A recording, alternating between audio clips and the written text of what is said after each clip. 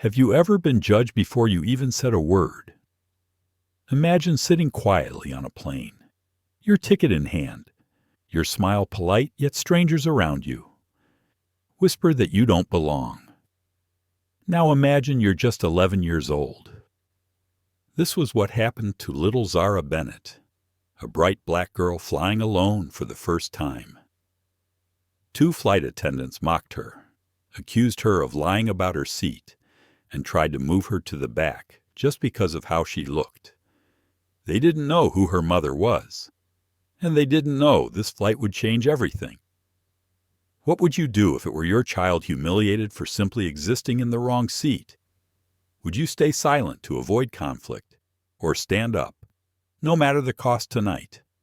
You'll witness how a moment of cruelty turned into a movement for justice, how a child's calm dignity and a mother's quiet power forced an entire industry to change forever. Stay with me, because this isn't just a story about racism on a plane. It's about who we choose to be when the world looks away. If this story moves you, please like, share, and subscribe. Your voice helps these stories keep flying. The first thing Amara Bennett noticed wasn't the hum of the jet engines or the smell of brewed coffee drifting through the cabin. It was the way people looked at her, a 12-year-old black girl standing alone in the first-class aisle, clutching a boarding pass that said Seat 2A. Her mother had taught her to keep her back straight, shoulders steady, and voice calm no matter what. Dignity is your armor, Dr. Lena Bennett always said. So, Amara smiled softly at the older man blocking her path and whispered, "Excuse me, sir." As she moved toward her seat, the man glanced at her, then at her ticket, as if expecting it to say something different. It didn't. It said what it always had. Amara Bennett, Seat 2A. She climbed into the plush leather seat, tucking her small backpack beneath the footrest. Outside, the morning light painted streaks of gold on the tarmac. Inside, whispers began to ripple. Is she supposed to be here? Maybe it's a standby ticket. I thought first class had priority boarding. Amara pretended not to hear. She took out her book Hidden Figures and tried to focus on the words. But the whispering didn't stop. Then came the shadow. A tall woman in a navy uniform, hair tightly pinned, name tag gleaming, Paula Jenkins, lead flight attendant. "Sweetheart," Paula began, her tone sugary and sharp, "I think you're in the wrong section." Amara looked up politely. "No, ma'am. This is my seat, 2A. Paula's smile stiffened. "Well, that can't be right. These seats are premium." Her eyes flicked toward a white couple standing nearby. "Waiting. Maybe you meant 22. Amara shook her head. "No, ma'am. My ticket says 2A. She handed over the printed boarding pass. Paula took it, scanning it as if it were counterfeit money. Behind her, the junior flight attendant, Megan Doyle, shifted nervously. "It looks valid, Paula," she murmured. But Paula didn't budge. "Let me verify with the gate." "Stay here, sweetheart. Don't get too comfortable." The word stung. Don't get too comfortable. Amara pressed her palms together to keep them from trembling. She remembered her mother's voice again. People will test your composure, pass the test, and they lose their power. So she waited quietly while Paula disappeared up the aisle. Minutes passed. Passengers filled in. The whispers grew louder. A businessman in seat 2B gave a tight smile. "Traveling alone?" "Huh, yes, sir." "Quite a fancy seat for someone your age," he muttered. Amara didn't respond. Megan returned first, frowning. "I double-checked. It's valid. Paid full fare."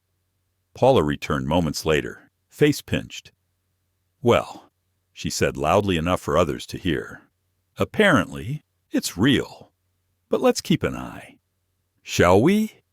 The humiliation landed like a weight on Amara's chest. She turned to the window and bit her lip until the sting faded. When the captain's voice filled the cabin, "Good morning, ladies and gentlemen."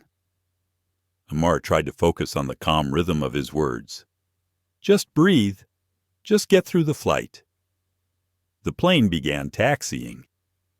Paula passed through the aisle, offering drinks to the other first-class passengers. She skipped 2A. "Excuse me," Amara said softly. "May I have a glass of water?" Please, Paula didn't even glance at her. "I'll get to you when I can, sweetheart." But she never did. The tray tables clinked with glasses of orange juice and champagne. Amara sat quietly with nothing but the dry air pressing against her throat. Megan noticed her eyes flickered with guilt, but she said nothing. Not yet. Halfway through takeoff, Amara's seatbelt light blinked off. She leaned back, trying to distract herself by reading, when Paula returned holding a clipboard. "I need to confirm something." "Miss Bennett," Paula said curtly, "can you tell me who purchased your ticket?" Amara hesitated. "My mother did." "And what's her name, Doctor?" "Lena Bennett." Paula wrote it down. "Occupation?" Amara blinked.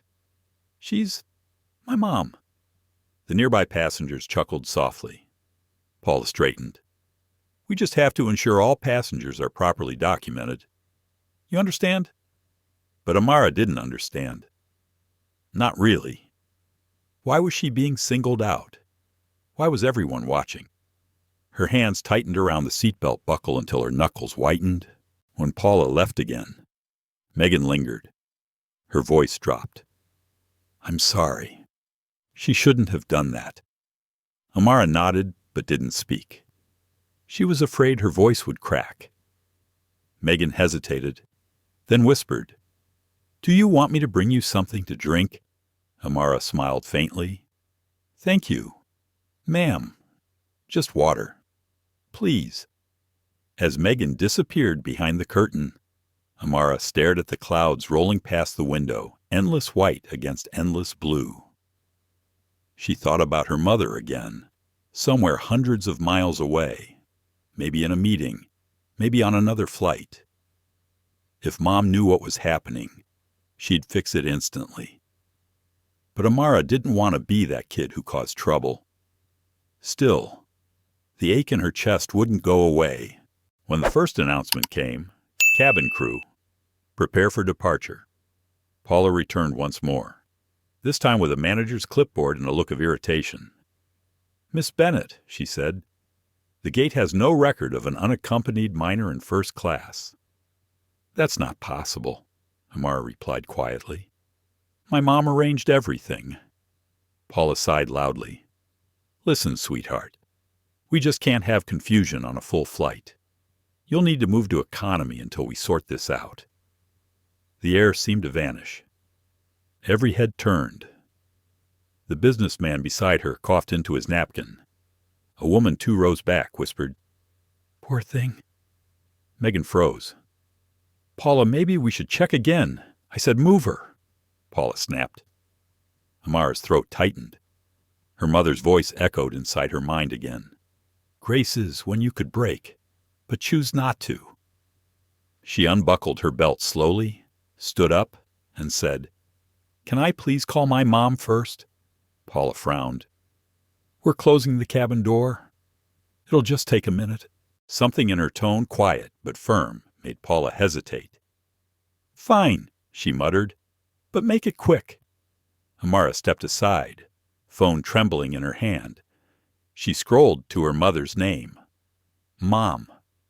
The ring barely lasted 2 seconds before a calm voice answered, "Sweetheart, are you okay?"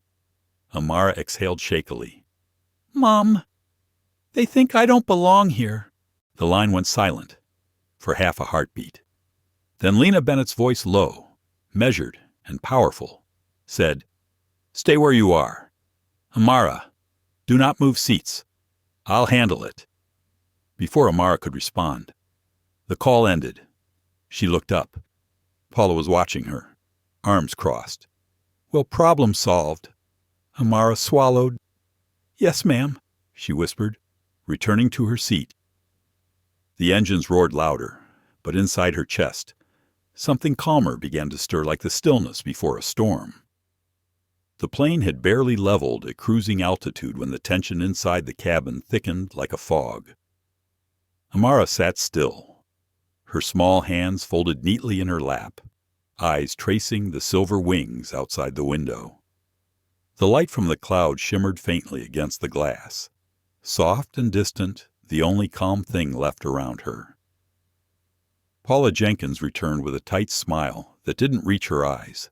"Sweetheart," she began again. That same sugary tone that always came before something unpleasant. "I just need to confirm one more thing. Can I see that ticket again?" Amara handed it over without a word. The older woman studied it as if it were written in code, flipping it, holding it to the light. Then she frowned, murmuring under her breath. "Strange. I still don't see how this cleared security." Her voice wasn't loud, but loud enough for passengers nearby to hear. The businessmen in 2B shifted uncomfortably. A woman across the aisle arched an eyebrow. Amara felt her throat tighten. "I already called my mom," she said softly. "She said to stay here." "Oh, I'm sure she did," Paula said, lips curling faintly. "But we have protocols, you know, for everyone's safety." She didn't have to say the rest. The implication hung in the air like static. "You don't look like you belong here."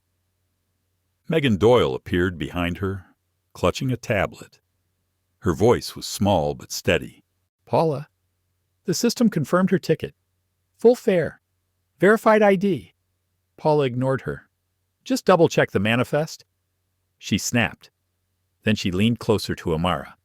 "Sweetheart, you said your mom's name was Dr. Bennett." "Correct." Amara nodded. "And she's a doctor." "You said yes, ma'am." "What kind of doctor?" Amara hesitated. She didn't want to lie, but she also didn't want to explain that her mother wasn't a medical doctor. She was a Ph.D. and the CEO of the very airline they were sitting on. She works with airplanes." Paula smirked. "Oh, does she now?" Megan's eyes flickered uneasily. "Paula, maybe I've got it." Paula cut in. "We'll handle it." She turned and walked briskly toward the galley, muttering something about proper verification. Amara sank deeper into her seat. The seatbelt pressed against her stomach like a reminder. "Stay still. Stay quiet." The cabin lights dimmed slightly. Soft jazz played from hidden speakers. Around her, passengers sipped champagne, reclined their seats, scrolled through phones. The world kept moving, pretending not to see. She looked down at her lap, where her phone rested. Her mother's last words echoed in her mind. "Stay where you are. Don't move." That tone, calm but commanding, had always meant one thing. Something was about to change.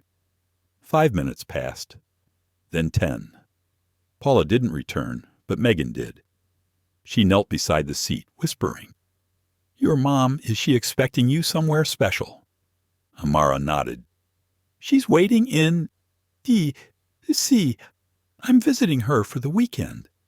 Megan hesitated. "You know, I have a little girl about your age. I can't imagine her traveling alone like this." "She's used to it," Amara said softly. "My mom travels a lot." There was a gentleness in her tone that made Megan pause. For the first time, she saw the child, not the ticket, not the passenger, but a 12-year-old trying hard to look braver than she felt. Megan reached out, squeezed her hand. "I'll bring you some water." "Okay, don't worry."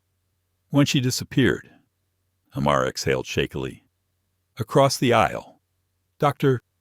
Aaron Chase, the quiet man with the reading glasses, closed his laptop. "Excuse me," he said kindly. "Is everything all right?" Amara nodded quickly. Yes, sir. Thank you. He studied her for a moment. You know, I've got 2 daughters. When they were your age, they hated flying alone. Amara gave a small smile. I don't mind flying. I like the clouds. He smiled back. Good answer. Then, with a thoughtful glance toward the galley, he added quietly, Don't let anyone make you feel small up here. Okay, airplanes have a way of showing who people really are. Before she could reply, Paula returned clipboard in hand, expression cold. All right, little lady, she said. We've got a situation. According to the system, your name appears, but the Guardian's contact information doesn't match the listed phone number. So, we'll have to move you until this is cleared. Amara blinked. That's not possible. My mom rules are rules. Paula turned toward the back. Megan, escort her to seat 34C. Megan froze. Paula, that's economy. Exactly. We'll settle it once we land. The sound of murmuring passengers filled the air again. Amara could feel dozens of eyes on her, a heat that crawled across her skin. Chase straightened. Excuse me, he said sharply, but that girl's ticket is valid. I saw it myself.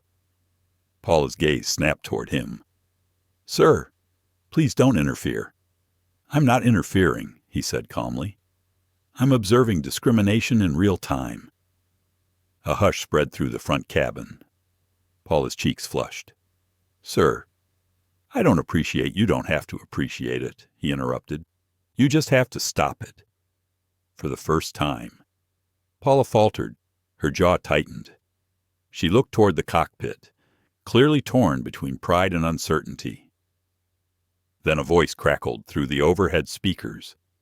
Captain Latham. Ms. Jenkins. Please come to the cockpit. Now. The tone was flat, controlled. Paula stiffened and walked away. The cabin buzzed with whispers again. Amara sat frozen, heart pounding. She had no idea what her mother had done in those few short minutes since the call, but something was happening. Megan leaned closer. Stay calm, Amara. Everything's going to be fine. Amara wanted to believe her. She really did. A few minutes later, Paula reemerged, her face pale. She moved briskly toward Amara but didn't meet her eyes. Instead, she whispered something to Megan, who gasped softly. Then Megan turned toward Amara with an astonished look. Honey, your mother. But before she could finish, the intercom chimed again. The captain's voice filled the cabin, louder this time, firm but composed. Ladies and gentlemen, we're experiencing a brief delay for a procedural update. Please remain seated. Passengers exchanged puzzled looks. Amara felt her stomach twist. Paula stood near the galley, frozen, clutching her clipboard like a shield. Megan stepped aside, looking uncertain. And then through the cabin, speakers came another voice, a woman's voice, calm, steady, and unmistakably authoritative. This is Dr. Lena Bennett, CEO of Helios Aviation Group, the voice said. I've been informed that my daughter, a ticketed passenger, was denied basic courtesy and service on this flight. I'd like to make something very clear.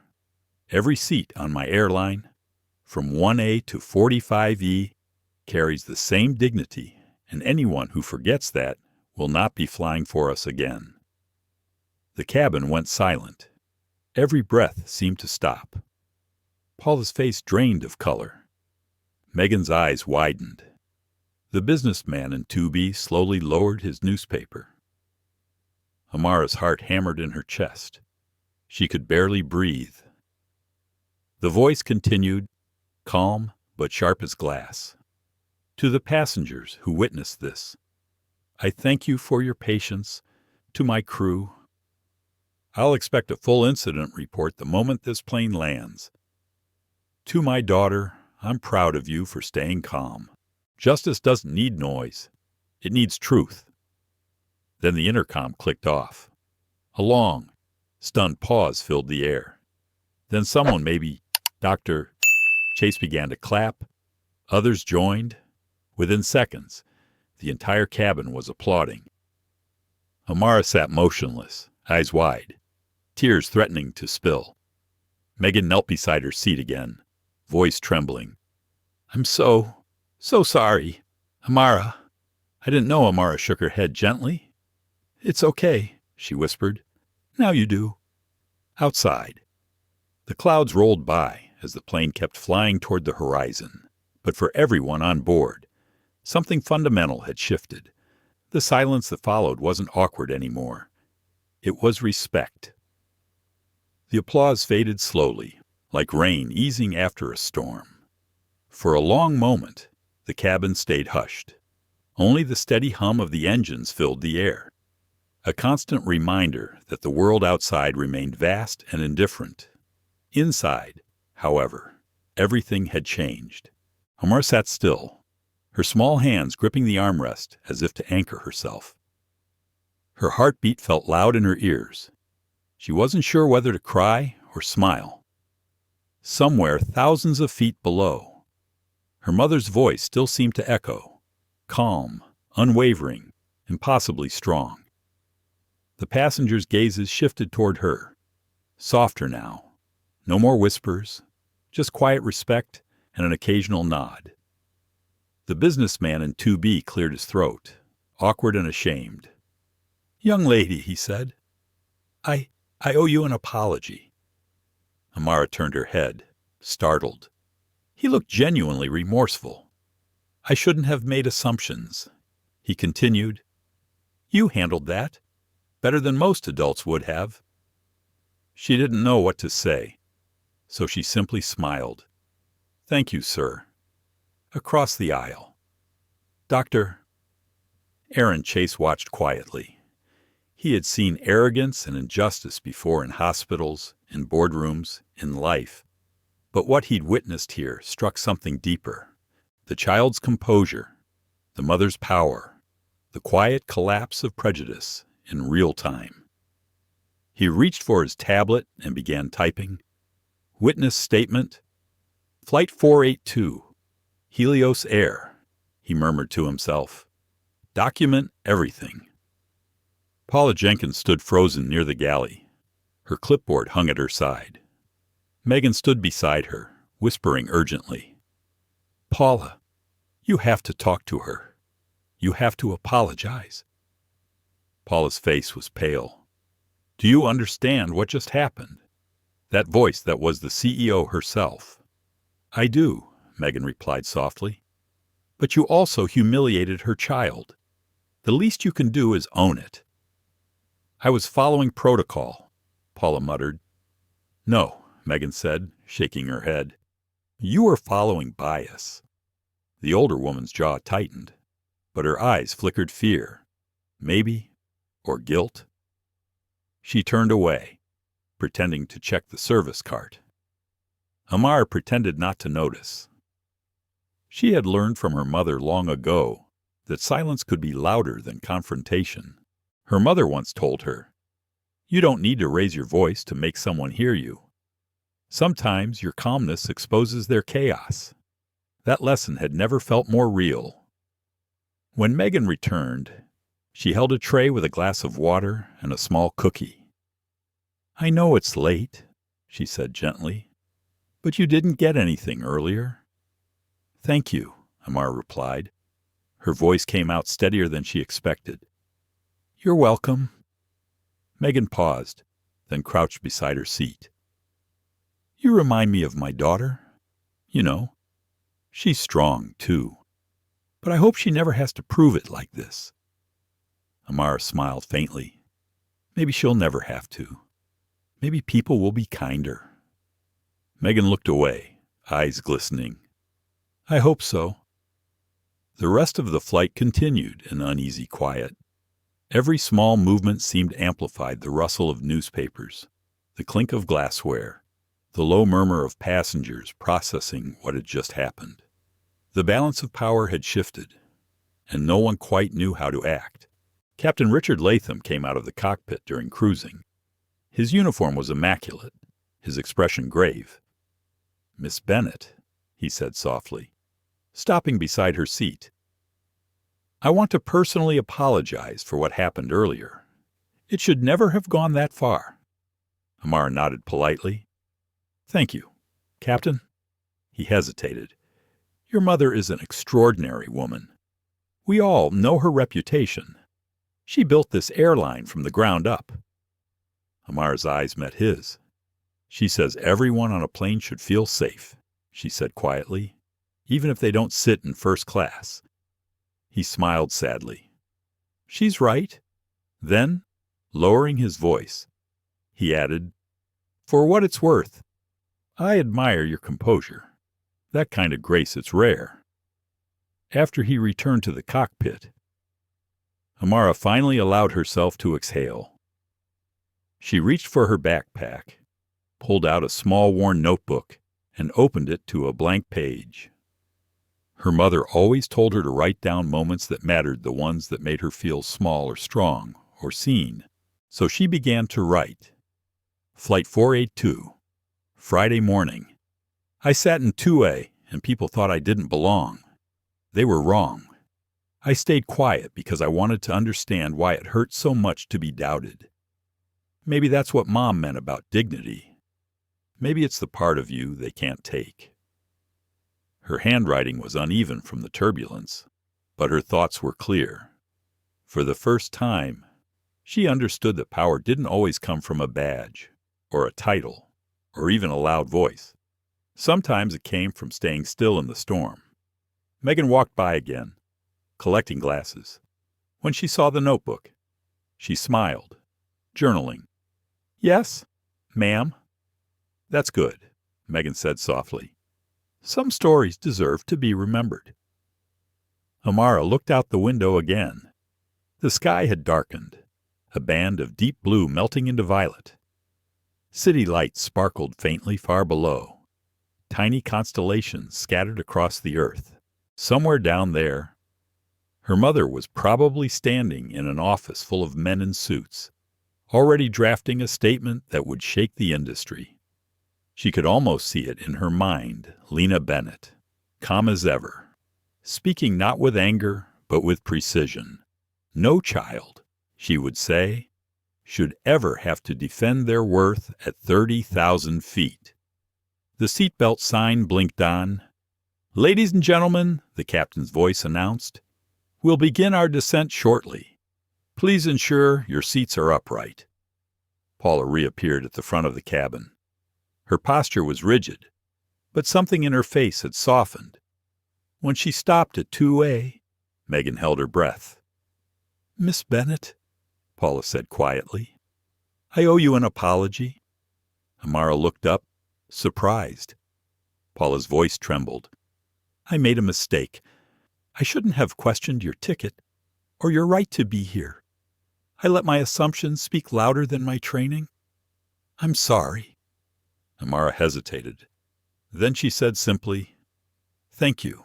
Paula nodded once, then walked away. It wasn't enough to erase the pain, but it was a start, a small, fragile start. As the plane descended, Amara pressed her hand against the cold window. The lights below grew larger, brighter, sharper. She thought about everything that had happened. The humiliation, the phone call, the voice through the speakers, the applause. It all felt unreal, like something that belonged to someone else's life. And yet, deep inside, something had changed. She had changed. When the wheels touched down, a soft cheer rippled through the cabin. Relief, gratitude, maybe redemption. Megan leaned close one last time. "You did good, sweetheart," she whispered. "I hope someday my daughter grows up to be like you." Amara smiled. "Tell her she already can be." The engines roared as the plane slowed. For a moment, everything shimmered, the cabin lights, the window reflections, even the faces of strangers who now looked at her differently. Not with pity, with respect. As passengers began to stand, Dr. Chase stopped beside her seat. "I'm going to send my report to the press," he said quietly. "Not to embarrass anyone, but to make sure it never happens again." Amara nodded. "Thank you, sir." He smiled. "No, thank you. You reminded us what real strength looks like." She gathered her backpack and stood. Her legs wobbled slightly, but she felt taller somehow. The aisle ahead was clear. At the cabin door, Captain Latham waited with a gentle nod. "Safe travels. Miss Bennett?" "You too, Captain." When she stepped into the jet bridge, the cool rush of air met her face, and for the first time since boarding, she let herself breathe freely. Somewhere beyond the gate, a phone was ringing in a corporate office, and the world was already beginning to stir with the story of a girl in seat 2A. She didn't know it yet, but by morning her name would be on every news feed, every screen, every headline that asked how a child's quiet dignity managed to expose an entire system's prejudice. For now, she just kept walking, because that's what her mother had taught her too. When people finally see your worth, don't stop to celebrate. Keep walking forward. Let the world catch up. In Washington, D.C. The morning sunlight filtered through the tall glass walls of Helios Aviation's headquarters, casting clean lines across the mahogany table. Dr. Lena Bennett sat at the head of it, surrounded by executives in tailored suits and digital screens glowing with stock charts. Her phone, face down beside her notepad, buzzed once, then again, a third time. She rarely looked away during meetings, but something in her chest tightened. When she turned the phone over, she saw her daughter's name glowing softly, Amara. Her heart skipped. Amara wasn't supposed to call mid-flight. She was supposed to be somewhere above the clouds by now, reading or doodling quietly as she always did. Lena excused herself without a word and stepped out onto the terrace. The city stretched below, a blur of motion and noise, but her mind went still. "Sweetheart," she said. Her daughter's voice trembled on the other end. "Mom, they think I don't belong here." For a moment, Lena didn't move. It was the kind of sentence that split the world in two, the before and the after. She knew the tone too well. It wasn't fear. It was something colder. The sound of being humiliated. "Stay where you are," she said, voice low and sharp. "Do not move seats. I'll handle it." She hung up and stood very still. Her pulse quickened, but her expression didn't change. Years of leading boardrooms had taught her how to wear calm like armor. Beneath it, though, the mother in her was already on fire. She walked back into the conference room. "I need the communications line open to Flight 482, she said. Her assistant blinked. "Right now." "Ma'am, yes. And bring me the captain's secure channel." The room went silent. No one asked questions when she used that tone. While technicians scrambled, Lena paced slowly. Images flashed through her mind. Amara at 6 years old, standing in her first-grade classroom explaining why her hair didn't need to be fixed. Amara at 10, helping an elderly neighbor carry groceries because no one else would. Amara at 12, insisting she could travel alone this time because she was brave enough. And she was brave, too brave to be sitting in a plane being treated like she didn't belong. "Dr. Bennett," her assistant called softly. "You're patched into the cockpit." Lena took the headset and spoke evenly. "Captain Latham." "Yes, ma'am," came the surprised voice. "We weren't expecting. There's a situation involving my daughter, passenger Amara Bennett, Seat 2A. I need confirmation of what's happening." The captain hesitated.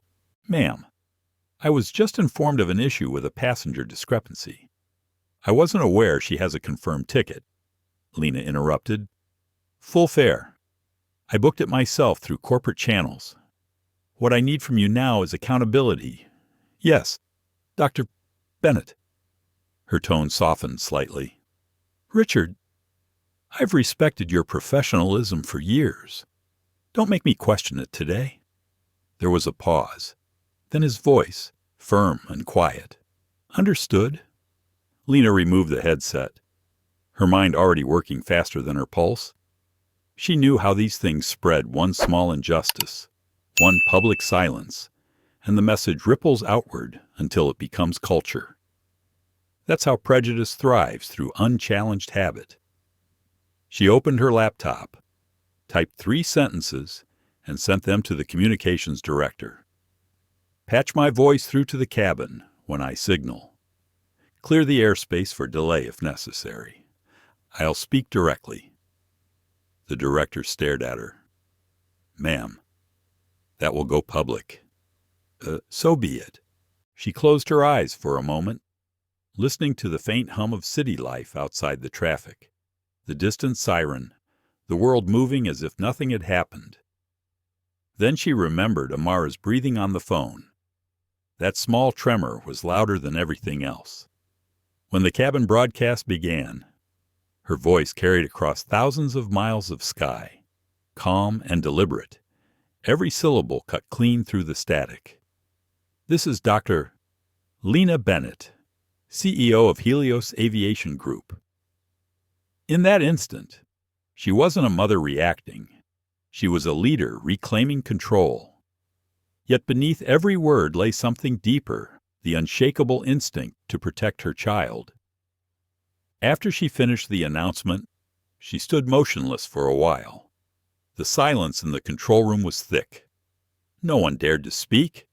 Finally, one of the technicians whispered, "That was live on every Helios frequency. The crew heard you. So did the passengers." Lena nodded slowly. Good. She returned to her office, shut the door, and leaned against the window. For the first time in years, she allowed herself a deep breath. She had spent her career fighting for fairness in numbers, contract, and policies. But this was different. This was personal. Her phone buzzed again. A message from her legal advisor media teams already picking up cabin transmission. Trending tag forming Soaring Seat 2A. Lena stared at the screen. One small spark, and the fire was spreading. She sat at her desk, opened a blank document, and began to type a statement. Not the polished PR version her board would prefer, but something real. This morning, my daughter experienced what too many passengers experience quietly, the assumption that some faces don't fit certain seats. My company was built to fly beyond that. We will investigate fully, transparently, and publicly, to anyone who has ever felt unseen in a place they earned. This apology is for you. She read it twice, adjusted nothing, and hit send. By the time she looked up, the head of corporate communications was standing in her doorway. Phone in hand, Dr. Bennett. CNN just reached out. They want to comment on the live transmission. Lena's eyes didn't move from the window. They can quote the statement. No interviews yet. This isn't about headlines. It's about standards. Yes, ma'am. As the door closed, she finally allowed herself a brief moment of weakness. Her hand trembled as she picked up the photo on her desk of Amara at age 9, smiling, front teeth missing, holding a paper airplane. Beneath it, in childish handwriting, the note read, "Someday I'll fly with you, Mommy." Lena smiled through the ache. "You already did, baby," she whispered. Her phone rang again. It was Captain Latham. "Ma'am, we've landed safely. The situation is contained. Your daughter's all right." Relief swept through her chest. "Thank you, Captain." "And Paula Jenkins. She's been relieved of duty pending investigation. Good. Her voice softened. Make sure the others are treated fairly. Let no one retaliate against the junior staff. They'll need to learn from this, not fear it. Yes, ma'am. When the call ended, Lena stood by the window watching the contrails in the sky.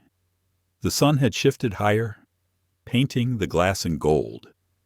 She thought of the generations before her, her mother, who once worked as a stewardess and endured silent humiliations for the sake of a paycheck. Her grandmother, who cleaned aircraft cabins when black women weren't allowed to serve in them. They had carried quiet strength so she could stand here now, not to shout, but to speak truth into systems that forgot how to listen. She pressed her palm against the glass and whispered, "Never again." Her assistant appeared at the door. "Dr. Bennett, the Department of Transportation just requested a briefing, and the White House press office is asking for a statement." Lena took one last look at the sky. "Schedule both. But first I want my daughter on the line." "Within minutes." Amara's small voice filled the speakerphone. "Hi, Mom." "Hi, sweetheart," Lena said softly. "Are you okay? I think so." "You were brave," Lena whispered. "I heard your silence. It spoke louder than any speech I've ever given. Were you mad only at the world? Not at you?" Amara chuckled faintly. Everyone clapped. "Mom?" It was weird. Lena smiled. That's what truth sounds like when people finally hear it. They stayed on the line for a while, saying nothing, just breathing the same quiet air from two different altitudes. When the call ended, Lena turned back to her desk, opened a new folder labeled Project Skyline, and typed one line beneath it, Policy Reform Draft, Passenger Equity Standards. She knew the coming days would bring chaos media, shareholders, scrutiny, but that didn't matter. Change never came quietly, but it always started with one voice choosing to speak when silence was easier. And that morning, somewhere between earth and sky, both mother and daughter had done exactly that. By the time the sun dipped behind the Washington skyline, the world had already changed. News anchors repeated Lena Bennett's name across every major network. Social media exploded with hashtags Drusite, Beau Fly Fair, Amara Bennett. People she had never met were now calling her the voice of every parent who ever feared their child's dignity could be stolen at 30,000 feet. Inside her penthouse, Lena stood in the quiet, lights low, a cup of untouched tea cooling beside her. The walls hummed faintly with the echoes of the city, but she heard only one sound, the faint inhale of her daughter asleep in the next room. Amara had finally dozed off, wrapped in her favorite blanket, clutching the same paper airplane from years ago. Lena's phone buzzed again. She let it ring once, twice, before answering. "Lena, it's Robert from the board," came a strained voice. "We have a situation. The stock's dipping 6 points. Investors are nervous." "I expected that," she said evenly. "They're demanding a statement from the board, not just your personal one. They're worried about liability." Liability. Lena's tone sharpened slightly. A 12-year-old was humiliated in front of an entire cabin because of the color of her skin. That's not liability, Robert. That's legacy, and we're either on the right side of it or the wrong one. He hesitated. We need to be careful." Lena smiled bitterly. "Careful is what got us here. Good night, Robert." She ended the call and placed the phone face down again. For years, Lena had built her empire on precision numbers, contracts, systems that didn't bend. But tonight, for the first time, she realized how fragile those systems were when they lacked humanity. She walked toward the window, watching lights flicker across the Potomac. Somewhere below, people were watching her statement on their phones, talking about her daughter, debating what fairness meant in the skies. Her mind drifted back to her own first flight as a child, 1979, a small regional carrier. Her mother had saved for months to buy the ticket. They were seated near the back, next to the bathroom, though she remembered seeing empty seats up front. When her mother asked to move closer, the flight attendant smiled stiffly and said, "Those seats are reserved." Years later, Lena understood what that word really meant. A soft knock interrupted her thoughts. Her assistant, Aaron Pierce, stepped in quietly, holding a folder. "Ma'am, I know it's late, but these came from legal. Also, there's a letter from the Department of Transportation." Lena turned, surprised. "Already? Ma'am, they're requesting a formal meeting tomorrow morning. They're calling it an equity compliance inquiry." Lena took the envelope, running her thumb along the edge. "They think this is just about one flight." Aaron nodded. "That's what they always think at first." He hesitated at the doorway. "Ma'am, I know this is personal, but the way you handled it today, it moved people. The staff are talking, even the junior teams. They say it's the first time someone at the top didn't hide behind policy." Lena looked at him quietly. "That's the problem, Aaron. Policy has become a shield for people who don't want to look at pain." He nodded, unsure how to respond. After he left, Lena sat down at her desk and opened the folder. The reports were clinical timelines, crew logs, security statements. But tucked between the pages was something that stopped her cold. A handwritten note from Megan Doyle, the young flight attendant who had tried to intervene. "Dr. Bennett, I'm sorry. I wanted to speak up earlier, but Paula warned me not to interfere. When I saw Amara's face, I knew it was wrong. I'll testify if needed. I just hope this helps change things. Megan." Lena stared at the neat, looping handwriting. It wasn't grand or eloquent, but it was brave. Quiet courage, just enough to tip the balance of an empire. She set the note aside and opened her laptop again. A blank document stared back at her. For a moment, her fingers hovered over the keyboard, uncertain. Then she began to type. "Effective immediately. Helios Aviation will suspend all first-class operations pending review. A full equity audit will be conducted across every route, every cabin, every crew. Employees will not be punished for speaking up, only for staying silent." She paused, exhaled slowly, and kept writing. "This is not a scandal to contain. It's a mirror we must face. The skies belong to everyone who has earned their seat. And if that truth makes some uncomfortable, so be it."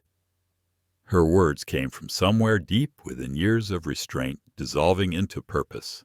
She knew the risks: investors would panic, competitors would pounce, and headlines would call her reckless. But leadership wasn't about comfort, it was about courage. As the clock ticked toward midnight, Lena printed the draft, signed it, and slipped it into a leather folder labeled the Bennett Directive. She turned off the lamp, walked down the hall, and stopped at her daughter's door. Amara stirred, eyes fluttering open. "Mom, go back to sleep. Baby." "Are people mad?" Amara mumbled. "Some are," Lena said softly, brushing a curl from her forehead. "But some are proud. That's how change starts." Amara smiled sleepily. "You sound like Grandma." Lena chuckled quietly. "That's the best compliment you could have given me." When Amara drifted back to sleep, Lena lingered by the door. She saw shades of her own mother in that small, brave face, stubbornness wrapped in grace.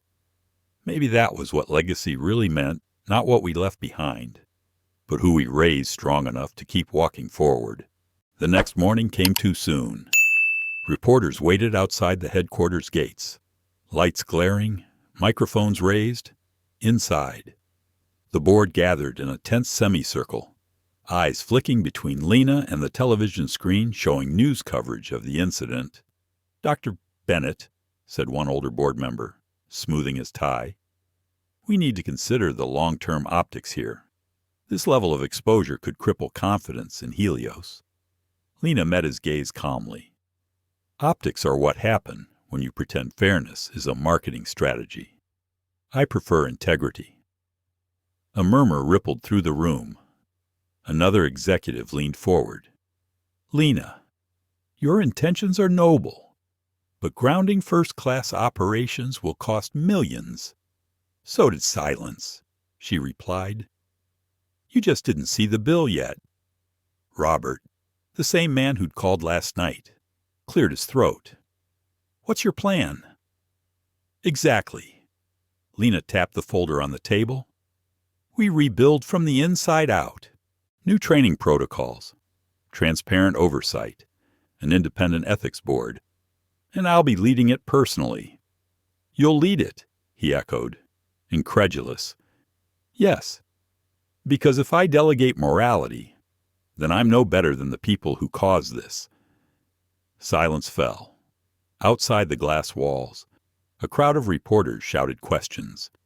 Lena turned away from the noise and looked at each person in the room. "Gentlemen," she said quietly, "this is not a PR storm. It's a moral reckoning, and I intend to meet it head-on." Robert sighed, rubbing his forehead. "You'll be crucified by the press." "Then I'll stand on the cross of my convictions," she said simply. For a moment, no one spoke. Then, slowly, one of the junior executives, a young woman named Shira Patel, spoke up. "If we do this right, we could redefine air travel." Lena nodded. "Exactly." By the end of the meeting, the board had no choice but to follow her lead. The Bennett directive was unanimously approved. That night, when the official announcement went live, the world responded instantly. Some applauded, others scoffed. But deep down, even critics knew something had shifted. Helios had done what no airline had dared before it stopped pretending equality could exist without proof. As Lena stood once again by her window, city lights reflecting off the glass, her phone pinged. It was a message from Megan Doyle. "They just reinstated me." "Ma'am, thank you for believing we can do better." Lena smiled softly. "We all can." "Megan," she whispered, "we just needed someone to remind us. Down the hall." Amara giggled in her sleep, murmuring something about paper airplanes. Lena exhaled and felt a quiet peace settle in. The storm outside hadn't passed, but for the first time, she knew exactly how to fly through it. Because justice, she realized, wasn't just about punishing what's wrong. It was about building a sky wide enough for everyone to belong. The storm didn't end when the Bennett directive was signed. It only shifted direction. By the following week, every major network, business journal, and talk show host had turned Lena Bennett into a national symbol. Some hailed her as a visionary. Others accused her of weaponizing motherhood for PR. The truth, as always, was quieter, simpler, and far more human. On Monday morning, she sat in the back seat of a black SUV, driving toward Helios headquarters for a live press conference. Outside, the city shimmered with the after-rain glow of dawn. Inside, her silence filled the car. Aaron sat beside her, scrolling through an endless stream of updates. "You're trending again," he murmured. "Bennett Directive has over 12 million mentions. The shareholders' vote is split down the middle. Half want reform, half want your resignation." Lena looked out the window. "That means I'm right where I should be." Aaron hesitated. "Do you ever get tired of fighting?" She turned to him. Every day. But tired isn't the same as done. At headquarters, reporters flooded the plaza, microphones clashing, cameras blinking. The Helios logo gleamed on the building like a mirror catching fire. Lena straightened her blazer, took a deep breath, and walked through the glass doors. The sound of camera shutters followed her all the way to the conference stage. "Good morning," she began, voice steady but soft. "When I founded Helios, I dreamed of an airline that didn't just fly people, it respected them. Last week, that dream was tested, and it failed. Today, we begin again." Behind her, the screen lit up with 3 words: "The sky belongs to everyone." She paused, letting the phrase breathe. "We're implementing new measures," she continued, "not as a reaction to outrage, but as a recognition of humanity. We will no longer tolerate bias disguised as protocol. We will no longer defend comfort over conscience." The crowd was silent. Somewhere near the back, a journalist raised her hand. "Dr. Bennett, what do you say to those who accuse you of overcorrecting? Some believe you're turning Helios into a social experiment." Lena smiled faintly. "If fairness is an experiment, then I hope we never stop testing it." The room erupted in a low wave of murmurs and clicks. She knew the line would trend before she even stepped off stage. By noon, the clip had gone viral. Supporters called her speech the future of corporate ethics. Critics accused her of political theater. But among all the noise, one voice stood out, an old rival. Victor Lang, CEO of Novajet Airlines, appeared on a financial news broadcast later that evening, silver-haired and smooth-talking. He leaned forward toward the camera. "What Dr. Bennett calls reform," he said, "I call chaos. You can't run an airline with emotion. You run it with control.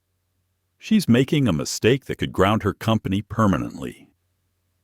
Lena watched the segment alone in her office, the city lights blinking faintly outside her window. When it ended, she exhaled slowly, a wry smile touching her lips. He always did love the sound of his own certainty. She murmured, but his words lingered longer than she expected. Control. The word struck her like a chord she hadn't heard in years. It was what she had built her life around, and what she was now being accused of losing. That night, when she returned home, she found Amara sitting at the kitchen table, flipping through her tablet. "Mom, they talked about us at school today," the girl said. Lena froze.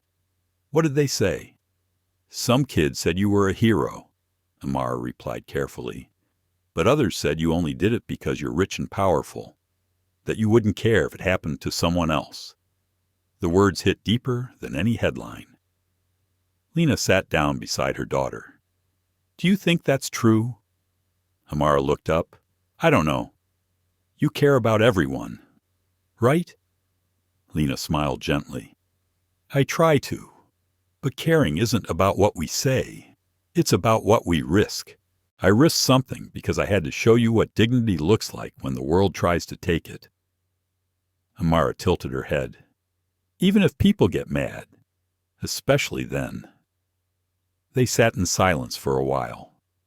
Then Amara reached out, sliding her small hand into her mother's. "Then I'm not scared anymore." Lena's throat tightened. "Good, because I'm not done yet." The next morning, she received a message that would test her resolve further. It came from an unexpected name, Sarah Ling, a journalist known for hard-hitting exposés and zero tolerance for corporate spin. "Dr. Bennett, I've been following your story.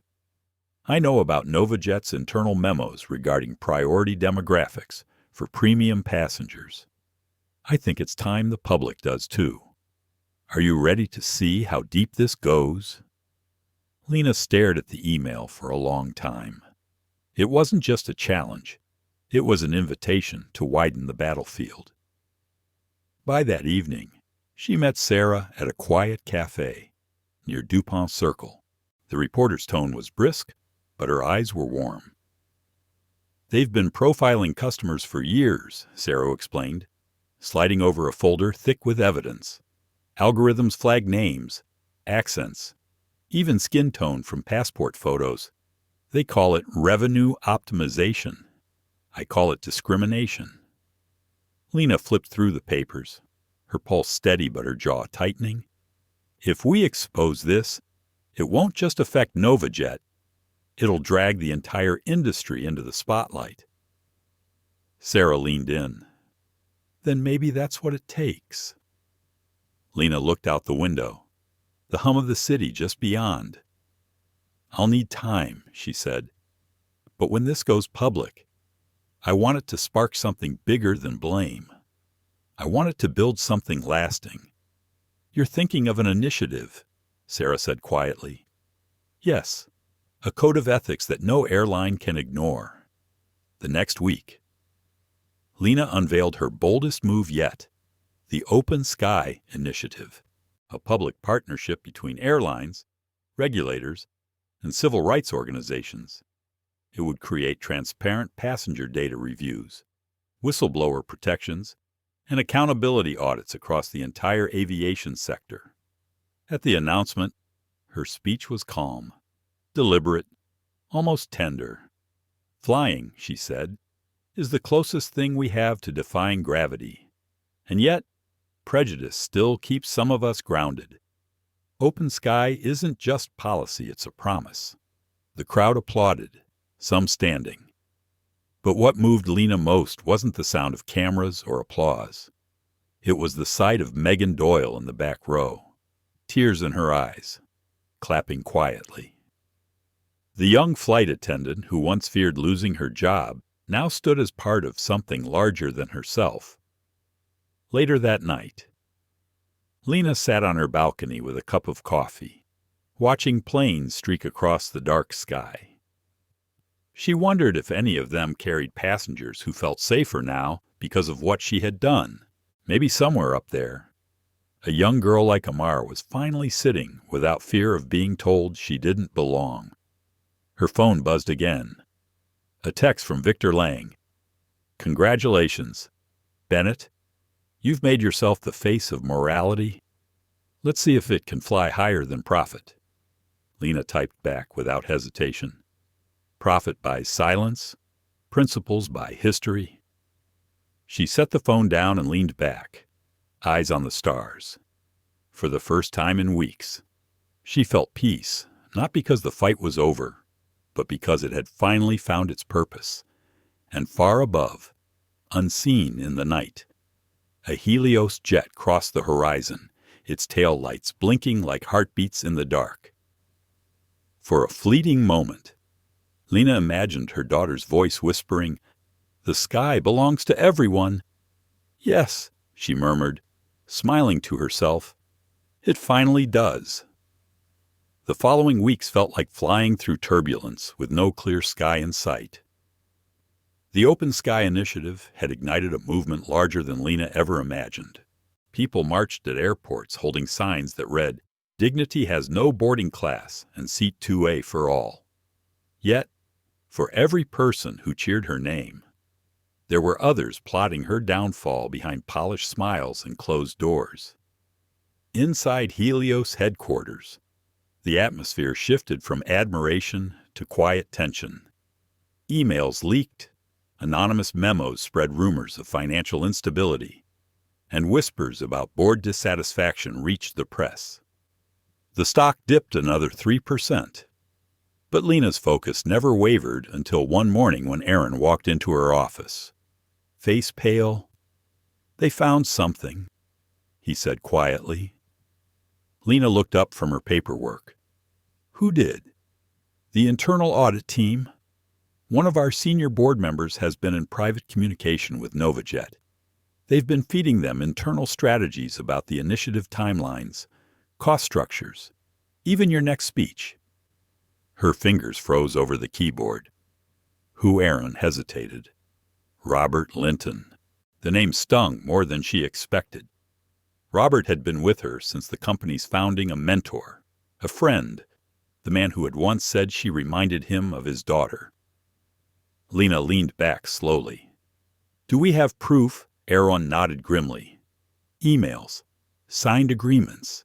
He's been promised a seat on Novajet's advisory board in exchange for undermining the reforms." Silence filled the room. Outside, planes roared faintly over the city, distant and indifferent. Lena finally spoke. "Call legal. Prepare a full review." "And Aaron?" "Yes, ma'am. Find out how long he's been selling the sky." That evening, she didn't go home. The office emptied around her. The hum of air conditioning and faint traffic sounds her only company. She opened a file labeled Founding Members. Photos from Helios's early days, smiling faces, champagne toasts, dreams before betrayal. In one photo, Robert stood beside her, hand on her shoulder, both of them proud, believing they were building something honest. Now she realized honesty was the rarest currency in business. Her phone buzzed, a message from an unknown number. "You can't reform the sky." Lena. Some things don't change. No name, no signature. But she knew it was a warning. For the first time in weeks, she felt a flicker of fear, not for herself, but for Amara. The thought of her daughter being dragged into this again twisted something deep inside her. She picked up the phone and called home. "Hey, baby," she said softly when Amara answered. "Hi, Mom. You're working late again." "I'll be home soon." "Did you finish your homework?" "Yes." "But, Mom." "What is it?" Amara hesitated. "Someone at school said their dad works for Novajet. He told me you're going to lose everything because you made people angry." Lena closed her eyes. "Did that upset you?"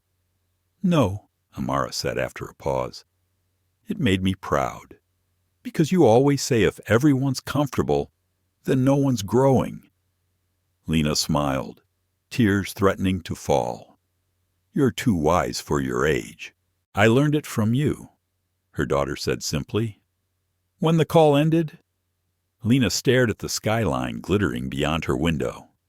For all the chaos, one truth grounded her: the world could take everything from her title. Wealth, reputation, but not the reason she started. She whispered to the night, "I'll pay whatever it costs." The next morning, she arrived early at the office, only to find a crowd waiting: reporters, board members, even a few protesters outside. Word had spread overnight. Robert Linton was resigning publicly and blaming Lena for reckless leadership. The boardroom filled quickly. Robert entered last, his gray suit crisp, his expression unreadable. "Lena," he began, "this company is bleeding money and reputation. You're dividing our shareholders and politicizing aviation. I won't be part of it." Lena stood, voice calm but sharp. "You've already made sure of that, haven't you?" He blinked. "Excuse me." She placed the printed emails on the table. "Selling information to Novajet, sabotaging reform from within. I expected disagreement. Robert, not betrayal." His face hardened. "You're making enemies faster than allies. I did what was necessary to save Helios. Save it from what she asked. From accountability, from decency." He said nothing. Lena took a slow breath. "You've been here since day one. You know what we stand for.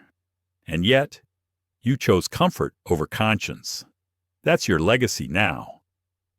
Robert's jaw tightened, but he didn't argue. He turned and walked out, cameras flashing as the doors closed behind him. By afternoon, the news was everywhere. Headlines screamed Helios board scandal, insider betrayal exposed. The market shook. Analysts speculated, and critics swarmed. But beneath the noise, something remarkable happened. Employees across Helios began sending anonymous messages of support. "We're with you. Dr. Bennett. Don't stop." That night, Lena sat in her living room with Amara, who had insisted on waiting up. The child leaned against her, sleepy but curious. "Mom, why do people lie like that?" Lena sighed. Sometimes they're afraid of losing what they have. Sometimes they don't see what's worth protecting until it's gone. "Are you afraid every day?" Lena admitted softly. "But being afraid isn't wrong. Letting fear decide for you is." Amara smiled sleepily. "Then you're winning." The next morning, Lena was summoned to Capitol Hill. The Department of Transportation wanted her to testify at a federal hearing on bias and discrimination in commercial aviation. It was both an honor and a threat, a chance to speak truth, but also an invitation to be torn apart on live television. As she walked into the marble-lined chamber, cameras flashed, and murmurs rippled through the crowd. Senators leaned over papers, aides whispered, and Lena took her seat before the microphone. When her turn came, she spoke slowly, her voice calm and unwavering. "The cost of silence," she said, "is always higher than the price of change. I am not here to defend my company. I am here to defend the people who believe they belong in every seat, on every plane, without exception." One senator interrupted. "Dr. Bennett, do you understand the economic impact your reforms could cause?" Lena looked him straight in the eye. "I do, but I also understand the moral bankruptcy of pretending equality is too expensive." The room fell silent. Cameras zoomed in. Even her critics couldn't look away. When she left the chamber hours later, her phone buzzed nonstop. Messages from across the country flooded in pilots, passengers, parents. One simply read, "You made us believe again." That evening, as she drove home, the city seemed softer somehow. The lights blurred through the windshield, reflecting off her eyes like distant stars. When she pulled into the driveway, Amara was waiting at the door, barefoot, holding something behind her back. "What's that?" Lena asked, smiling. Amara revealed a handmade sign, painted in messy blue letters. "The sky is ours now." Lena knelt, tears filling her eyes. "Yes, sweetheart, it always was. We just had to remind the world." As she hugged her daughter, a single thought echoed in her mind. The sky might cost everything, but some things were worth paying for. The morning after Lena's testimony, Washington awoke different. Newspapers printed her words on their front pages. Talk shows replayed her speech in slow motion, and opinion writers called it the moment the sky found a conscience.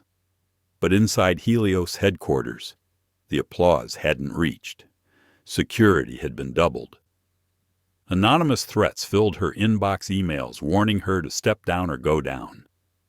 Still, she came to work as if nothing had changed, carrying her black coffee and that same quiet, unshakable calm. When Aaron entered her office, his face said everything before his mouth could. "Ma'am, the board's meeting without you. Emergency session." Lena looked up from her notes. "Without me." "They're citing conflict of interest.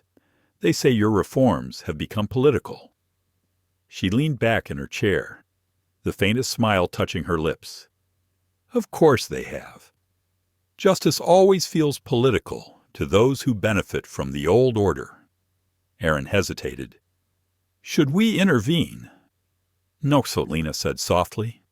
"Let them meet. Let them reveal who they are when no one's watching."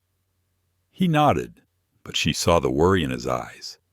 The weight of leading a movement was heavy even for him, and she couldn't blame him. Every day felt like balancing on a high wire strung between truth and survival. That afternoon, she found herself alone in her office, watching storm clouds drift across the skyline. Her reflection in the glass looked older, sharper, but her gaze was steady. The phone rang. Unknown number. She hesitated, then answered. "Dr. Bennett," came a low voice. "This is Victor Lang," her rival. His voice carried that same practiced confidence, smooth and deliberate. "To what do I owe the pleasure?" she asked coolly. "You're becoming a problem," Victor said. "A dangerous one. You've turned this industry into a circus, and sooner or later, the tent will collapse on all of us." "Is that a threat or an observation?" "Both," he said. "You're stirring the public, but you're killing trust in aviation. If Helios falls, the others follow. Do you really want that on your conscience?" Lena's tone was quiet, but firm. If equality makes the system shake, maybe it's time it trembled. You should be more afraid of silence than of storms. There was a pause. Then Victor's voice softened just enough to sound human. "You could have been an ally. Lena, we could have ruled this sky together." She hung up without replying. The silence afterward was deafening. She stood for a long moment, watching the rain hit the glass, each drop blurring the skyline until the whole city looked like a painting left out in the weather. Her thoughts drifted back to Amara, her laughter, her drawings of paper planes, the way she'd said, "I'm not scared anymore." That memory steadied her more than any security detail ever could. Hours later, Aaron burst in again, this time with a printed letter. "You need to see this," he said breathlessly. It was hand-delivered. Lena took it. The envelope was plain. No return address. Inside, a single sheet of paper. The handwriting was elegant, precise. "Dr. Bennett, you don't know me, but I was on Flight 482 the day your daughter was humiliated. I was sitting 3 rows behind her. I said nothing. I told myself it wasn't my place. But when you spoke to the cabin over the intercom, I realized silence is a choice too. I'm a pilot for NovaJet. I'm resigning today because of you. The sky feels different now. Thank you for reminding me why I started flying in the first place. Captain Daniel Rhodes." Lena read the note twice, then pressed it to her chest. For the first time in weeks, she allowed herself to cry, not from fear or anger, but from relief. Proof that change was real. Proof that courage echoed farther than hate.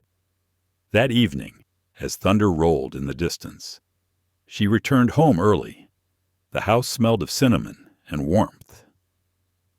Amara sat on the couch, sketching airplanes again, tiny ones, looping through a sky filled with hearts.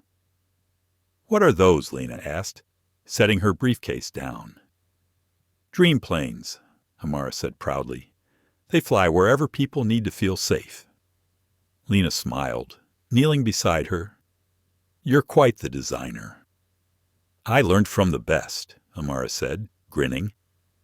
Then her expression turned serious. "Mom, will people stop being mean?" Now Lena hesitated. "Some will, some won't. But enough will change that the rest will have to think twice before they try." Amara seemed to think about that, then nodded. "Good." Before bed, Lena checked her phone one last time. A new email notification glowed on the screen this time from Sarah Ling, the journalist who had exposed NovaJet's bias system. "Dr. Bennett, the Senate just approved a preliminary review of the Open Sky Initiative. They're calling it the Bennett Amendment." "You did it." Lena stared at the words in disbelief. The Bennett Amendment. It wasn't just a policy. It was a permanent mark on the world. Her daughter's name carried into history through her own. The next morning, when she arrived at Helios headquarters, employees lined the lobby, not reporters, not protesters' employees, mechanics in blue jumpsuits, flight attendants still in uniform, engineers with grease on their hands, One by one, they clapped as she walked in. A maintenance worker stepped forward. "Ma'am," he said shyly, "I just wanted to say, my daughter's training to be a pilot. She watched your speech, said she finally believes there's a place for her up there." Lena swallowed hard. "Tell her I'll see her in the sky." She entered her office and stood by the window again, this time smiling at the reflection staring back at her. The storm had passed, but she knew there would be more ahead. Change never traveled in straight lines. It swirled, it stumbled, but it moved. Later that day, Aaron brought in a small box. It came from the factory division. He said, "They wanted you to have it." Lena opened it carefully. Inside was a model airplane, silver and sleek, engraved on one wing. "Seat 2A," on the other, "Open Sky." She traced the letters with her fingertips, feeling the weight of everything behind them, the humiliation, the defiance, the courage, the hope. That evening, as the sun dipped below the horizon, she and Amara sat on the porch, wrapped in a blanket, watching planes cross the fading light. "Mom," Amara whispered, "if the sky belongs to everyone, what belongs to you?" Lena smiled softly. "You," the child giggled. "And what belongs to me?" "Your wings," Lena said. "They were always yours." Amara leaned her head against her mother's shoulder, eyes half closed. "Then I'll keep flying, even when people try to take them." Lena pressed a kiss to her forehead. "That's all I'll ever ask." As twilight deepened, a jet passed overhead, gleaming against the last light. It left a trail that shimmered for a moment, then faded slowly into the dark like memory, like love, like legacy. Lena closed her eyes and let the sound fill her chest. The roar of engines, the hum of courage, the echoes above the clouds. And for the first time, she didn't feel like she was carrying the sky alone. By autumn, the movement had gone far beyond Helios. Airlines in Europe and Asia announced similar reforms inspired by the Open Sky Initiative. News anchors spoke of a new era of accountability. Passengers began documenting fair treatment as proudly as they once recorded injustice. And somewhere between those headlines, Dr. Lena Bennett became both a symbol and a target. At first, she tried not to notice the shadows following her car or the security team doubling outside her home. But the threats had changed tone. They were angrier, colder. "You've ruined aviation." One anonymous email read, "You've divided the world to fix what wasn't broken." Lena refused to reply. But at night, sleep came like a stranger. She would stand by Amara's bedroom door, listening to her daughter's soft breathing, reminding herself why the fight mattered. One rainy morning, Aaron entered her office with a grim expression. "There's been an incident," he said. Her heart tightened. "Where, London?" "Novajet Flight 92.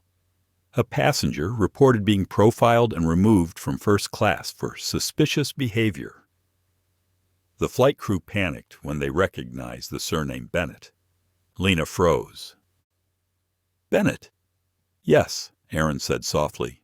"Your cousin, Malcolm Bennett. He was on his way to a global transport summit.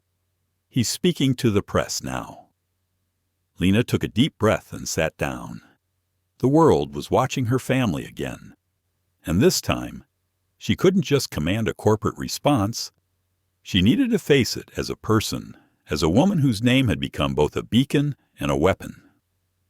By afternoon, Malcolm's press statement was everywhere. Calm but firm. He said, "The issue isn't a seat. It's a system. Doctor." Bennett started a conversation that made the sky safer. But as today shows, we still have a long way to go. Lena watched the broadcast from her office. She felt pride, guilt, and a familiar ache. Progress was always born in struggle. She knew the media would spin it into a story about division, about the Bennett name haunting the industry. But beneath the noise, she saw something else. Courage, multiplied. Later that evening, she received a message from Sarah Ling. They're calling for you to testify again, this time at the Global Aviation Ethics Summit in Geneva. It's international now. Lena, you've changed the world, but the world wants to question it. Lena typed back.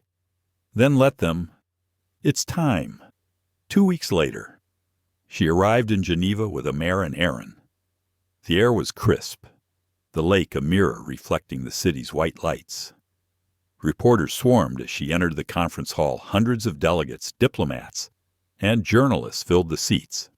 On stage, Victor Lang stood at the podium, smooth as ever, delivering his opening remarks.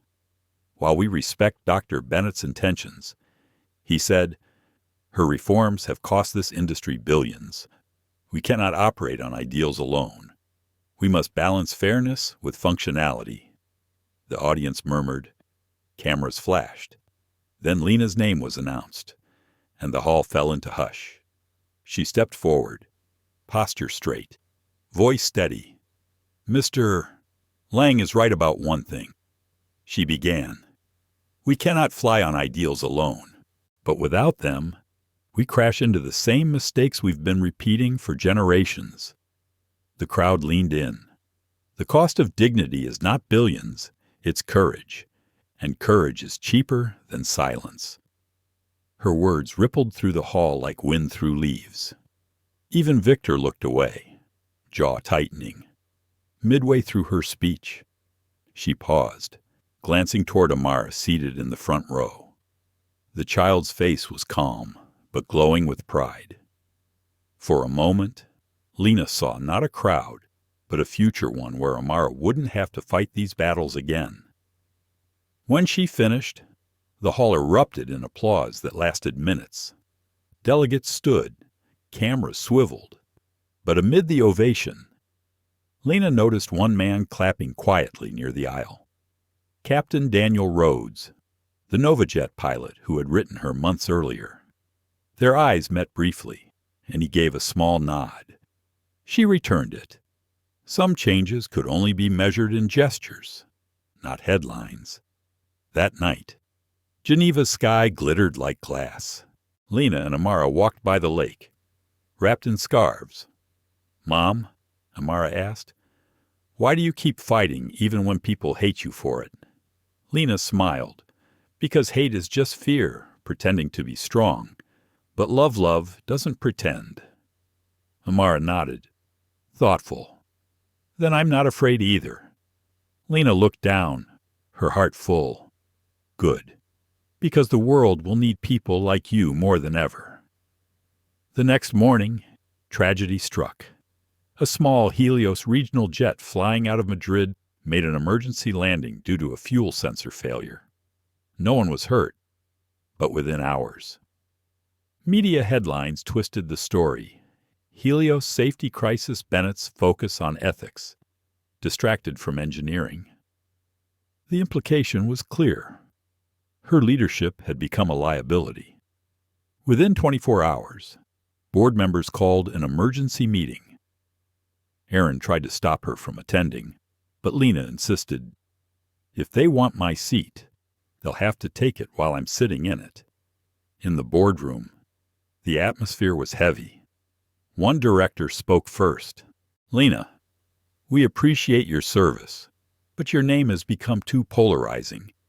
Investors are calling for a leadership transition. Lena nodded slowly. I see, another added. You've built something important, but the company must survive. Sometimes stepping aside is the bravest choice. For a moment, silence. Then Lena spoke quietly. Do you know why I started Helios? It wasn't to make planes or profit. It was to make room for everyone who was told they didn't belong. I didn't build this to step aside when it finally matters. Her voice softened. You want my resignation? You'll have it. But you'll also have to answer one question first when history asks what you did when the world demanded fairness. What will you say? No one replied. She stood, gathered her papers, and left the room. The doors closed behind her with a quiet finality. Outside, Aaron hurried after her. "Lena, you don't have to do this. You are Helios." She stopped and smiled faintly. "No, Aaron." Helios is the people who believed. It's Megan. It's Daniel. It's Amara. I was just the voice that got us started. That night, she told Amara the truth. "I'm stepping down, sweetheart." Amara frowned. "But Mom, it's your company." Lena brushed a curl from her daughter's cheek. "No, baby. It's everyone's now. That's what we wanted all along. Isn't it? For the sky to belong to everyone." The next morning, her resignation went public. The headlines were thunderous. Bennett resigns. Movement continues. Crowds gathered outside Helios headquarters, not in protest, but in tribute. They held signs. "Thank you. Lena. Seat 2A forever. The sky remembers." That evening, as she and Amara boarded a flight to return home, the gate agent smiled warmly. "Welcome aboard, Miss Bennett. It's an honor." For the first time in months, Lena wasn't recognized with fear or controversy, but with gratitude. As they took their seats, Amara whispered, "Mom, look outside." The sunset bled across the horizon, gold melting into crimson. Clouds streaked like brushstrokes. Lena smiled softly. "You see that? Amara, that's what change looks like. Messy, beautiful, unstoppable."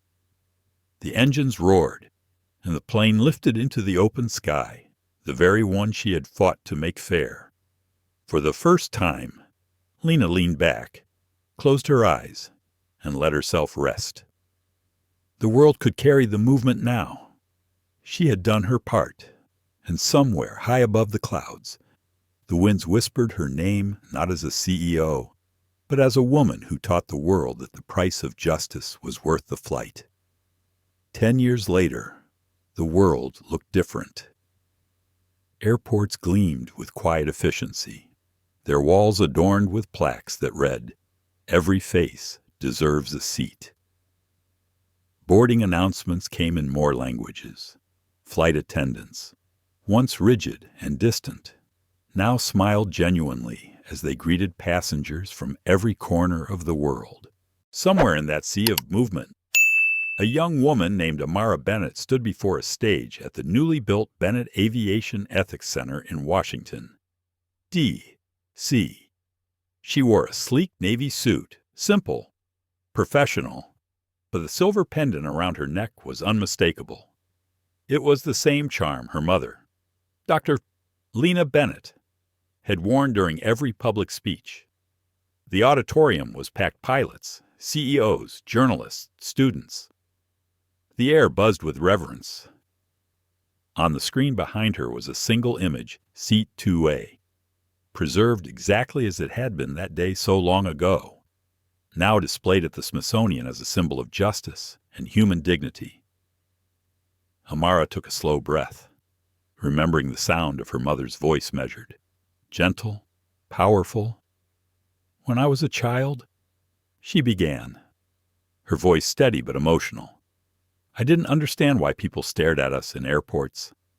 I didn't know why my mom's name made strangers whisper. I only knew that she carried herself like someone who believed the sky belonged to everyone." A soft murmur rippled through the crowd. Cameras flashed. "She taught me that power isn't about control, it's about responsibility. And sometimes, the greatest act of leadership is to listen when the world is screaming." Amara paused, scanning the audience. Near the front sat Aaron Pierce, older now, his once dark hair streaked with gray. He smiled proudly, eyes glistening. Next to him was Captain Daniel Rhodes, wearing his uniform, The same pilot who once defied orders to protect a passenger's dignity. Amara continued, 10 years ago, my mother stepped down from Helios. Many thought it was the end of her story, but what they didn't see was what came next. Her reforms became law in 21 countries. The Open Sky Initiative evolved into the Bennett Protocol, adopted by every major airline, ensuring transparency, oversight, and zero tolerance for discrimination. Today, we honor that legacy not just as her work, but as a promise to keep going. The audience rose to its feet in applause, but Amara lifted a hand, smiling. Before we unveil the memorial, I want to tell you something that's never been shared publicly. The day my mother resigned, she left a letter for me. I found it years later in a box labeled, "For when you're ready." She pulled out a folded page, yellowed at the edges. Her voice softened as she began to read. My dearest Amara, the world will test you with noise criticism, doubt, fear. Don't let it change your rhythm. Remember that silence isn't weakness. It's space to choose what matters. If they tell you justice is impossible, tell them you've seen it fly. Tears shimmered in her eyes, but she smiled. She was right. Justice can fly, but only if we keep it aloft. When the applause faded, Amara turned toward the curtain-covered monument beside her. And now, we dedicate this center to every traveler who ever felt unseen. May this place remind us that dignity is not a privilege, it's a right. The curtain dropped, revealing a tall bronze sculpture of a mother and child looking toward an open sky. One hand resting on an airplane seat labeled 2A. On the base, an inscription read, Dr. Lena Bennett, 1977-2034. She grounded in justice and helped the world rise higher. Gas filled the hall. Some wiped their eyes.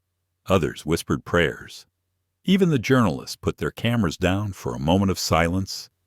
After the ceremony, Amara stepped outside. The Washington sky was a clean, pale blue, just as it had been the day her mother's life changed forever. She walked to the memorial garden behind the center, where a small fountain glimmered in sunlight. There, she found Sarah Ling, the journalist who had first told the world about Lena's story. You did it, Sarah said softly. She'd be proud. Amara smiled. She taught me how to stand tall, even when it hurt. They sat on a bench overlooking the reflecting pool. Do you ever miss her speeches? Sarah asked. Every day, Amara replied. But sometimes, when I talk to students, I hear her in my voice. The pauses, the way she'd ask people to breathe before judging. It's strange she's gone, but she still teaches. Sarah nodded. That's legacy. At that moment, a little girl approached the fountain, holding her mother's hand. She pointed to the sculpture and whispered, Mom, is that the lady who made the sky fair? Her mother nodded. Yes, sweetheart, because of her. You'll never have to prove you belong. Amara's throat tightened. She watched them walk away, hand in hand, and for a moment, she could almost feel Lena's warmth beside her. Later that evening, as the city lights flickered on, Amara took a private flight arranged by Helios. It was the same route her mother had taken on the night she resigned. When the seatbelt sign turned off, she rose quietly and walked to the cockpit door. The captain, noticing her, smiled. Everything all right, Miss Bennett? She nodded. Yes, I just wanted to thank you for what you do. He chuckled. I should be thanking you. Without your mother, I might have never learned why small acts matter. As Amara returned to her seat, she glanced out the window. The stars above the clouds shimmered like distant cities. She remembered something her mother once told her.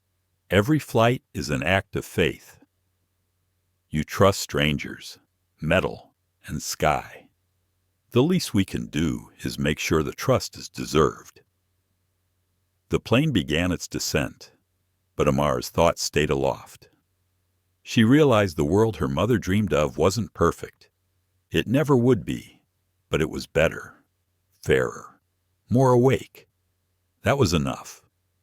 When they landed, she walked through the terminal. People of every color, shape, and language filled the space, moving together like currents of air. No one seemed out of place. Near the security checkpoint, she noticed a new sign. This airport operates under the Bennett Protocol where every passenger matters. She smiled, feeling her mother's presence again. That night, in her hotel room, Amara opened her laptop to a flood of messages. One, from a young flight attendant in South Africa, stood out. Dear Amara, my name is Naledi. 10 years ago, I was a student when your mother changed the world. Now, I serve on flights with pride. Last week, a passenger thanked me for my kindness. I told her kindness isn't mine alone. It's the culture Dr. Bennett built. Thank you for carrying her flame.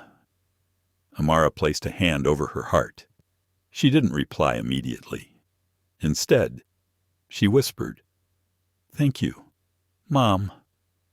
Outside, a gentle rain began to fall, tapping softly against the window pane. Amara turned off the light and sat by the glass, watching the drops trail down like threads of memory. In the distance, she saw a plane rise into the dark sky, its lights glowing like a heartbeat. For a long time, she watched until it disappeared into the clouds. Fly safe, she whispered. Fly fair. And in that quiet moment, the story that began with humiliation ended with grace. A young girl once shamed in first class had grown into a woman who changed how the world looked at itself. Seat 2A no longer belonged to one person.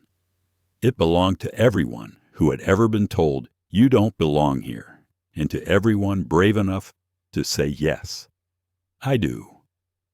The wind outside carried a soft murmur through the trees, as if echoing the voice of Lena Bennett one last time. Justice doesn't need wings to fly.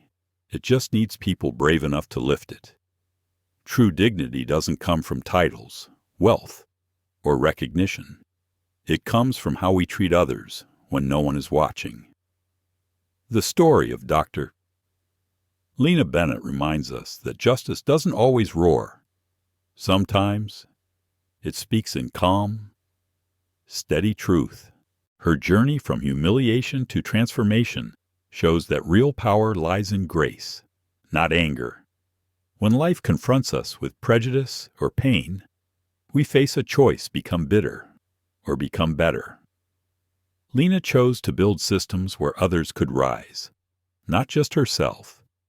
And her daughter Amar carried that torch forward, proving that compassion can outlast cruelty, and courage can reshape generations. In our own lives, we may never lead corporations or change global laws, but every act of fairness, every moment we choose empathy over judgment, keeps her legacy alive. The skies of justice aren't somewhere above us. They begin right where we stand. Thank you for watching and for sharing a few quiet moments with this story. If it touched your heart, please like, share, and subscribe to our channel. Your support helps us tell more stories that matter. Every click, every comment, every share helps keep these voices alive. Because together, we're not just listening to stories. We're building a world where kindness, respect, and justice can take flight. Which moment moved you most? Tell us in the comments. We read everyone. Until next time, keep believing that small acts of fairness can change everything.